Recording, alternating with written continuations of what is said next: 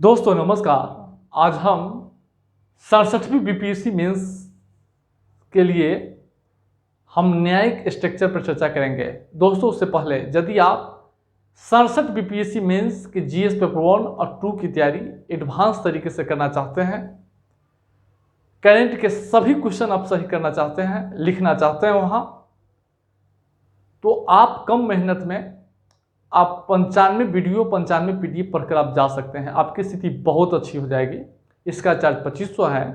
83 73 98 39 95 पर संपर्क करके आप बैच ज्वाइन कर सकते हैं। डिस्क्रिप्शन में नंबर होगा, आप संपर्क कर सकते हैं। दोस्तों अब हम आज बेसिक स्ट्रक्चर पर चर्चा करेंगे और ये बहुत आसान है पॉलिटी का। अब पॉलिटी का जो भी टॉपिक्स बचा है उसमें एक राजनीतिक दल थोड़ा कठिन है, क्योंकि राजनीतिक दल से बहुत सारे डायमेंशन इस बार लिए हैं राजनीतिक दल में, और इसलिए अब बाकी सारे छोटे छोटे टॉपिक्स हैं 20 मिनट 25 मिनट का होगा, और राजनीतिक दल उसमें 1.5 से 2 घंटा लगेगा। वो टॉपिक्स बड़ा टॉपिक्स है क्योंकि उसके व्यापक उसमें क्षेत्रीय दल भी हैं। तो बेसिक स्ट्रक्चर से रिलेटेड अगर कोई क्वेश्चन आ जाएगा तो उसकी भूमिका कैसे लिखेंगे। तो बेसिक स्ट्रक्चर यानी आधारभूत ढांचा का सिद्धांत एक न्यायिक सिद्धांत है जिसके अनुसार भारतीय संविधान के कुछ मूलभूत प्रावधान है जिसे संसद के किसी अधिनियम के द्वारा न छोटा किया जा सकता है, न काट छाट किया जा सकता है, न बदला जा सकता है। यह वह प्रावधान है जिस पर भारतीय संविधान के समस्त व्यवस्था आधारित है। यानी भारतीय संविधान के जो है समस्त संवैधानिक व्यवस्था जो है इसी पर आधारित है, याद रखिएगा। तो भूमिका लिखने के बाद आप नीचे आइएगा। अब इसके विकास कैसे हुआ है, तो देखिए इसकी विकास की उत्पत्ति जो है 1951 के बाद से ही शुरू हो गया था। शंकरी प्रसाद, सज्जन सिंह मामला, गोलकनाथ मामला और फिर केशवानंद मामला में जो है यह इसका जो है क्या हुआ कि इसकी उत्पत्ति हुई। तो मूल अधिकारों के काट छाट से संबंधित जो है वाद विवाद जो है शंकरी प्रसाद, सज्जन सिंह, गोलकनाथ और न्याय केशवानंद तक जो है पहुंचा था। केशवानंद भारतीय बनाम केरल राज्यवाद में उच्चतम न्यायालय ने 24 अप्रैल 1973 को इस सिद्धांत का जो है प्रतिपादन किया था, और न्यायालय ने कहा कि संविधान के कुछ निश्चित प्रावधान है जिसे संसद के किसी भी अधिनियम द्वारा, चाहे वो अनुच्छेद 368 के तहत संविधान संशोधन हो या अनुच्छेद 13 के तहत जो सामान्य कानून हो, वह किसी प्रकार के कानून के द्वारा वह संविधान के कुछ मूलभूत लक्षण है जिसे न छोटा कर सकता है, न काट छाट कर सकता है, न बदल सकता है। इसी बात को उच्चतम न्यायालय फिर जो है 1975 में इंदिरा गांधी बनाम राजनारायण वाद, बामन राव और मिनर्वा मिल्स में भी इस बात को दोहराया। यानी 6ठी अनुसूची में 9वीं अनुसूची में शामिल कोई अगर विषय है या कोई कानून है, उस कानून के माध्यम से भी कोई अध्यादेश अगर निकाला जाएगा, कानून बनाया जाएगा, तो भी अगर बेसिक स्ट्रक्चर सिद्धांत का काट छाट करता है तो वह शून्य माना जाएगा।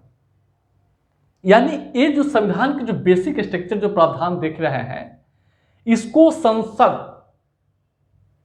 काट छाट छोटा बदल नहीं सकता है। समझ रहे हैं। केशवानंद भारतीय बनाम केरल वाद में न्यायालय स्पष्ट कहा, उसके बाद के बहुत सारे निर्णयों में अलग अलग बेसिक स्ट्रक्चर सिद्धांत में शामिल करते चले गए। तो इसमें कुछ सिद्धांत है जिसको न्यायालय जो है काट छाट नहीं कर सकता है, बदल नहीं सकता है। इसी पर भारत के संविधान की समस्त संवैधानिक व्यवस्था आधारित है। अब आपको प्रश्न है कि विकास कैसे हुआ, आप जान गए हैं। अब प्रश्न है कि इसमें जो है कौन कौन सा जो है मूलभूत जो है प्रावधान है संविधान के। तो सबसे पहले आप अगर आप देखेंगे तो संसदीय शासन व्यवस्था, जैसा कि जानते होंगे संसदीय शासन व्यवस्था के मूलभूत लक्षण है कार्यपालिका विधायिका के प्रति उत्तरदायी है, यानी मंत्रिपरिषद लोकसभा के प्रति उत्तरदायी होगा, जनता का उत्तरदायित्व। तो यह देखिएगा। उसके बाद संवैधानिक जो राष्ट्राध्यक्ष होगा और संवैधानिक प्रमुख होगा, वास्तविक शक्ति किसमें होता है? मंत्रिपरिषद में होता है, जिसके प्रमुख प्रधानमंत्री होता है। तो संसदीय शासन व्यवस्था से राष्ट्रपति शासन व्यवस्था संसद नहीं कर सकती है, कोई नहीं कर सकता है। जो ही करेगा उच्चतम न्यायालय उसको निरस्त कर देगा, क्योंकि बेसिक स्ट्रक्चर संशोधन ही नहीं कर सकता है संसद। इस सिद्धांत से पहले संसद चेंज कर सकता था शासन प्रणाली भारत की, लेकिन अब भारत की शासन प्रणाली अस्थायी है, आने वाले जो भावी पीढ़ी है उसके लिए भी अस्थायी है, व्यवस्था चेंज नहीं होगा। विधि का शासन, कानून का शासन भारत में है, और कोई भी सरकार कानून के शासन के साथ न खिलवाड़ कर सकता है, न कानून के शासन को निलंबित कर सकता है। विधि की समता, विधि के समान संरक्षण एक अस्थायी है, वर्तमान और भावी पीढ़ी दोनों के लिए। उसके बाद लोकतांत्रिक गणराज्य, जैसा कि भारत एक लोकतांत्रिक गणराज्य वाला देश है, यहाँ के जो राष्ट्राध्यक्ष होगा वो प्रत्यक्ष अप्रत्यक्ष रूप से निर्वाचित होगा, ये एकदम अस्थायी है, इसमें संसद बदल नहीं सकती है। समता का सिद्धांत, धर्म, मूल, लिंग, जन्म स्थान के आधार पर भेदभाव का निषेध, अवसर की समानता, अवसर की समता जो देख रहे हैं, उपाधियों का अंत, तो ये सब जो है एकदम अस्थायी है। और शक्तियों का पृथक्करण, जो कार्यपालिका, न्यायपालिका और विधायिका के बीच जो है शक्तियों का जो बंटवारा किया गया है, वह एकदम कोई भी विधायिका कार्यपालिका का अधिकार का हड़प नहीं सकता है, न्यायपालिका विधायिका का शक्ति हड़प नहीं सकती है, या कार्यपालिका का। सबका अपना अपना कार्यक्षेत्र है, लेकिन भारत की संसदीय शासन प्रणाली है, संसदीय शासन प्रणाली विधायिका ही कार्यपालिका का निर्माण करता है, यानी जो विधानमंडल का सदस्य होता है वही मंत्री बनता है। संविधान की सर्वोच्चता, चूंकि भारत में जैसा कि ब्रिटेन में संसदीय संप्रभुता है, सर्वोच्चता है, संसद चाहे जो करना है संसद कर सकता है, लेकिन भारत में संसद अपनी शक्ति किससे प्राप्त करती है? संविधान से। तो संविधान की यहाँ सर्वोच्चता होगा, शासन के सभी अंग अपनी शक्ति संविधान से ही प्राप्त करता है। संसद संविधान की सर्वोच्चता को के साथ काट-छाट खिलवाड़ नहीं कर सकता है, या कोई भी कार्यपालिका।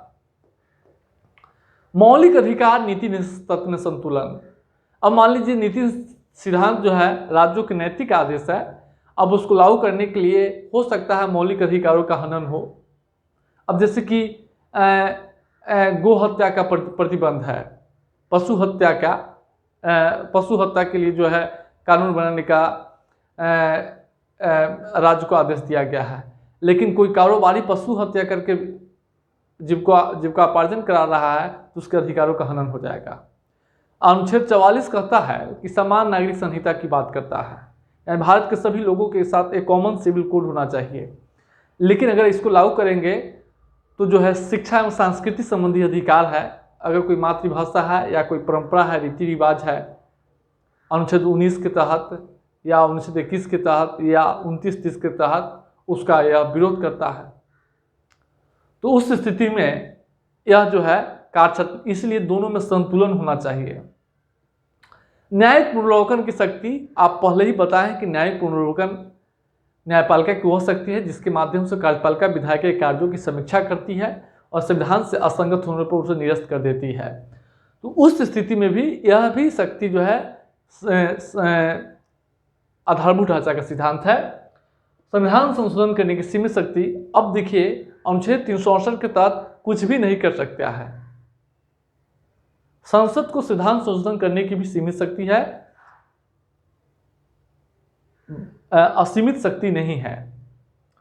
उसके बाद कुछ मूल अधिकार है जो समय समय पर न्यायपालिका स्पष्ट करती है कि कौन सा मूल अधिकार बेसिक स्ट्रक्चर का भाग है, और स्पष्ट परिभाषित नहीं किया गया है।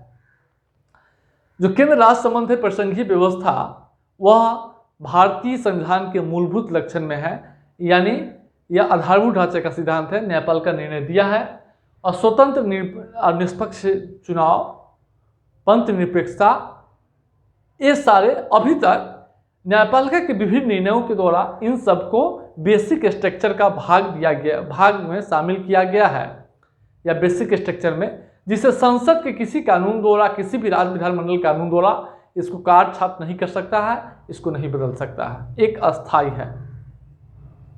अब न्यायपालिका ही अपना विचलन, पूर्व में विचलन करे तो अलग बात है, लेकिन यह अस्थाई बन गया है। अब जो है इस सिद्धांतों को न्यायपालिका द्वारा न्यायपालिका स्पष्ट कर दिया कि इस सिद्धांतों को संसद बदल नहीं सकता है, कमजोर नहीं कर सकता है। इससे क्या लाभ हुआ लोगों को, क्या लाभ है लोगों को? तो सबसे पहले परिसंघीय व्यवस्था की रक्षा। अब न्यायपालिका स्पष्ट कर दिया है कि जो परिसंघीय व्यवस्था है वो आधारभूत राज्य का सिद्धांत है, उसको आप काट छाट बदल नहीं सकते हैं। यानी केंद्र राज्यों के बीच जो परिसंघीय व्यवस्था है वह एकदम रक्षा हुआ है, उसकी राज्यों की स्वायत्तता की रक्षा हुई है। क्योंकि जब भी केंद्र द्वारा राज्यों की शक्ति को कम करने का प्रयास किया जाएगा या परिसंघीय व्यवस्था समाप्त करने का प्रयास करेंगे, तुरंत न्यायपालिका का डंडा चलेगा। तो परिसंघीय व्यवस्था है वह मजबूत हुआ है। संविधानवाद की रक्षा, संविधानवादी शासन की स्थापना। क्योंकि संविधानवाद क्या होता है, संविधानवादी शासन में क्या होता है, सीमित सरकार होता है। न राज्य के पास असीमित शक्ति होगा, न जनता के पास भी असीमित अधिकार होगा। सीमित दायरे में रहकर शासन चलाता है, उसको एक सीमा का वो शासन चलाने के लिए अपार शक्ति नहीं होती है। वह कुछ निश्चित प्रतिबंधों, नियमों, कानूनों के तहत शासन चलाता है। जैसा कि भारत में संविधानवादी शासन है, यहाँ पे संविधान के अंतर्गत ही रहकर, समझ रहे हैं, शासन चलाया जाता है। तो संविधानवादी, अब मान लीजिए लोकतांत्रिक गणराज्य है, विधि का शासन है, संसदीय शासन है, संविधान की सर्वोच्चता है, कुछ मौलिक अधिकार है, परिसंघवाद है, तो इस सब के दायरे में रहकर जो है शासन चलाएगा, असीमित शक्ति नहीं है। तो इससे संविधानवादी जो शासन व्यवस्था है वह मजबूत हुआ है। मौलिक अधिकार की रक्षा। अब राज्य जो है सारे मौलिक अधिकारों को काट छाट नहीं कर सकता है। काट छाट करने से पहले वो सोचेगा कि बेसिक स्ट्रक्चर का भाग है, नहीं बदल सकता है, मतलब बिल्कुल अकाट्य है। तो मौलिक अधिकारों को, नागरिकों के अधिकारों की रक्षा हुई है। संसद को मनमानी 1975 में आपातकाल के दौरान संसद में किस तरीके से जो है संसद का दुरुपयोग किया गया था, और संसद जो है में आपातकाल के दौरान कैसे जो है मनमानी जो है हुआ था। तो संसद की जो मनमानी है, यानी जो प्रधानमंत्री है या जो संघीय कार्यपालिका है, वह मनमानी नहीं कर सकता है। उसको इस दायरे में रहकर काम करना होगा, अधिकारों का हनन नहीं कर सकता है। जो स्थापित व्यवस्था है इसका, यह उसके बाहर जाकर कार्य नहीं कर सकता है। विधि की शासन, संप्रभुता, लोकतंत्र, पंथनिरपेक्षता, ये सब इससे मजबूत हुआ है। कोई भी सरकार इससे बाहर काम नहीं कर सकता है। संविधान की सर्वोच्चता, बेसिक स्ट्रक्चर सिद्धांत से संविधान की सर्वोच्चता और मजबूत हुआ है, क्योंकि इसके माध्यम से संविधान की सर्वोच्चता है और जो संविधान के मुख्य प्रावधान है उसी के दायरे में रहकर कोई भी शासन चलाएगा। आप भी अगर काम करने जाएंगे, किसी को कानून से जो है इतर काम नहीं कर सकते हैं। हालांकि आपकी बात सुप्रीम कोर्ट तक नहीं पहुंचेगी, लेकिन आप ऐसा नहीं कर सकते हैं। इसलिए जानना जरूरी है, समझ रहे हैं। ये आप लोगों के लिए भी जरूरी है कि उस मूलभूत लक्षण संविधान, जो कि संविधान के अंदर में ही रहकर आपको काम करना है। संविधान के बाहर रहकर आप काम कीजिएगा, तुरंत आपकी आलोचना होने लगेगी, विरोध होने लगेगी। अगर ज़्यादा इधर उधर कीजिएगा, सस्पेंड हो जाइएगा। इसलिए इस दायरे में रहकर आपको काम करना पड़ेगा। और बेसिक स्ट्रक्चर का सिद्धांत जो है न्यायपालिका, कार्यपालिका, विधायिका तीनों के लिए अब मार्गदर्शन बन चुका है, एक स्थापित हो गया है। दोनों इससे मार्गदर्शन प्राप्त लेते रहते हैं कि मुझे कैसे, किस दायरे में रहकर काम करना है। शासन के तीनों अंग, आप लोग भी जो है कार्यपालिका के अंग होंगे, कार्यपालिका में जाएंगे तो आप लोग भी हमेशा इससे मार्गदर्शन प्राप्त करते रहेंगे। अब जो है मूलभूत ढांचा की आलोचना देखेंगे तो सबसे पहले यह जाना है कि मूलभूत ढांचा से संसद और न्यायपालिका के बीच टकराव पैदा हुआ है। इन सिद्धांतों को प्रतिपादन करने से क्या हुआ है? संसद और न्यायपालिका के बीच टकराव। अब संसद को इस सब पर संशोधन करने का अधिकार था और न्यायपालिका कह दिया कि नहीं, आप इसमें काटछाट नहीं कर सकते हैं, ना आप बदल सकते हैं। तो शक्ति अगर कमजोर होगा, कम होगा, तो निश्चित रूप से जो है गुस्सा आएगा लोगों में। तो एक टकराव पैदा हुआ है। दूसरा हम लोग देखेंगे संसद की शक्ति में हौस। बेसिक स्ट्रक्चर का सिद्धांत क्या है? इससे संसद की जो शक्ति है वह कमजोर हुआ है। अब कहिए कमजोर कैसे हुआ है? तो आपको पहले इस सारे में बदलाव करने का, संशोधन करने का, काट छाट करने का अधिकार था, लेकिन अब क्या था? अब इसके दायरे में रहकर काम करना होगा। शक्ति कम हुआ। आधारिक संरचना, अब देखिए इसकी एक आलोचना और यह भी की जाती है कि उच्चतम न्यायालय जो है आधारिक संरचना का स्पष्ट परिभाषित नहीं किया है कि कौन कौन से संविधान के प्रावधान जो है इसमें शामिल है। उच्चतम न्यायालय के जो विभिन्न निर्णय हैं उससे पता चला है कि ये सब शामिल है, लेकिन अभी भी इसकी स्पष्ट व्याख्या परिभाषित नहीं किया गया है। इसकी आलोचना की जाती है। मूल संविधान की, देखिए मूल संविधान में संविधान निर्माता संविधान बेसिक स्ट्रक्चर सिद्धांत का प्रतिपादित नहीं किया था।